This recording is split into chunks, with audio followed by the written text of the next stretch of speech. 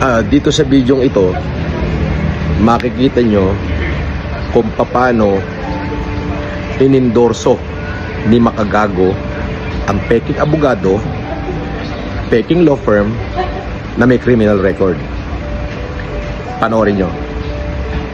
Sa laban po na ito, meron pong 4 na abogado ang tumutulong sa akin. In which, mga kahombre ko, yung 3 po ay ayaw nilang pangalanan ko sila kasi gusto nila surprise na lang. Huwag niyong kakalimutan, mga kahombre ko, na marami rin po akong final sa tao na ito. Bakit kamo? Kasi, mga kahombre ko, ayan ang ipinangako ko sa kanya. Pero may isa po akong abogado, mga kahombre ko, na tumutulong din sa akin. Obviously, is part po siya ng aking legal team. Isa po siya sa mga abogado ng The Savvy Filipino Lawyer. So, marami po dyan sila, mga kahombre ko. Pero, isa lang ang tumutulong sa akin sa firm na yan. I am very, very happy. And siya po yung maririnig nyo dito. Kasi at the end of the day, napakarami pong ideas ng aking mga abogado. And siya yung pinik ko lang, no, para tulungan ako sa content na ito. Pero sa tunay na legal battle sa likod na ito, tulong-tulong po sila. So, good luck, Norman Gusgusin. You are fighting with 4 of the best lawyers that we have. Nagbibigay din po ang Savvy Filipino Lawyer ng mga legal advices. So, you can go and contact them for more information. Ngayon, intindihin nyo mabuti yung sinabi ni Makagago. Di ba pinagmalaki niya? Inangkin niya, my lawyer, abogado ko, pinagmalaki niya. At higit sa lahat, inendorso niya. Paano niya ngayon itatanggi yan? At bakit ayaw niyang ilaglag si Savvy Lawyer o si Susan Yance? Dahil natatakot siya na baka ilaglag siya ni Susan Yance at sabihin siya ang pinuno ng FG Group. Yun ang kinatatakutan ni Makagago.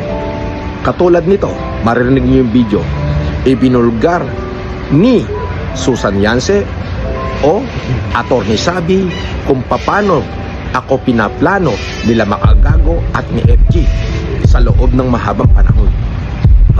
Binunyag niya dyan. Pakinggan natin. Wala, you have to earn that. You have to earn it. Hindi pwede yung name drop lang ng name drop. Wala kayo pinagkalayo ni Norman Mangusin eh. Nagtatago kayo dyan sa food.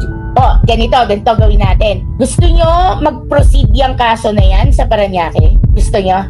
Kasi kapag naging rogue ako, yung kaso na yan, magpo-prosper yan. Mananalo si Mangusin, believe me. Gusto nyo? Hindi ako gagalaw. Yung kay MG, papadismiss ko, kaya ko yun. Pero yung sa inyo, sige, hindi ako gagalaw. Gusto nyo yung ganon? Ang yayabang nyo eh, kumot nasa abroad kayo. Akala niyo hindi kayo sako? Pwede naman yan, wag lang kayo uwi ng Pilipinas. Ano bang ginawa ko sa inyo? What did I do? Anong nilinlang? Bakit? May binayad kayo sa lahat ng efforts ko? Wala naman kayong binayad eh. Diba ayaw niyong gastusan si Ian? Kaya ninyo tinapon sa akin kasi alam nyo ako kaya kong gumastos. Diba? Yung pinagmamalaki mo na nawala ng bangko si Kulaong because of who? Na sinaway ka? Na pinagalitan ka? Tabil mo rin kasi parehas kayo ng pinsan mong si Norman. Pinsan mo yun eh. Parehas kayo na ugali, parehas pa kayo ng hilatsa. Hindi ko dapat ito gagawin eh. Kagabi ko lang to nalaman eh. May nag-confirm lang sa akin ngayong umaga. May warrant, di ba? Ipa-aresto nyo. Budol ka rin. He said you are a legitimate Marcos. Pamangkin ang tawag mo kay Sandro. Bakit sa tinagal-tagal ng fight na ito? Bakit hindi makuha ni Yulen na ipakulong yan? Bakit hindi magawang ipakancel ang LTO niyan? Ba't hindi magawang ipakancel ang birth certificate niyan? Bakit? Yulen, bakit? Ilabas natin dito yung narrative na naman ng kung ano, yung inyong pinakakalat na naratibo. Ilabas natin. Mag-focus tayo ngayon dito sa sitwasyon na to. You are a Marcos. He said you are a legitimate Marcos. Pamangkin ang tawag mo kay Sandro. Bakit hindi mo mapuntahan si Kasin Bongbong? Totoo bang budol ka rin as per Norman Mangusin? Bakit ako ang bilis kong makalapit sa mga Marcos. Bakit ikaw hindi? What's the deal? Sinasabi niyo ako yung scammer, di ba?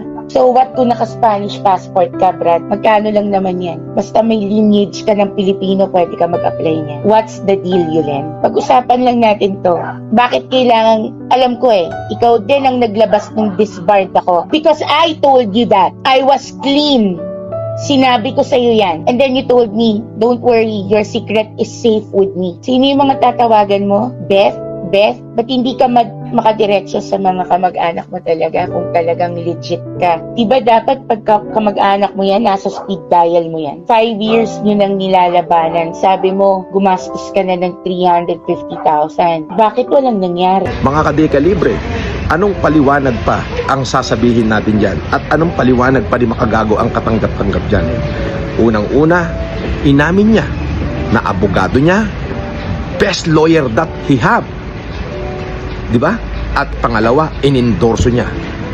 Bakit ayaw niyang banatan? Kasi baka ilaglag siya ni Attorney Sabi na katulad niya ginawa ni Sabi kay Yulen Budol-Budol. Diba? So maliwanag dyan na yung paninira sa akin, lahat ng bad reputation at issue na nangyayari sa social media ay planado ng FG Group na sa pangunguna ni Makagago. Ayan, sila na mismo umamin, nagkagulo na sila. O, ang matindi kasi rito, in-endorse ni Makagago itong attorney na to sa mga kahombre niya o sa mga supporter niyang OFW. At maraming nabudol ngayon. Andito yung mga resibo sa akin. Panoorin nyo.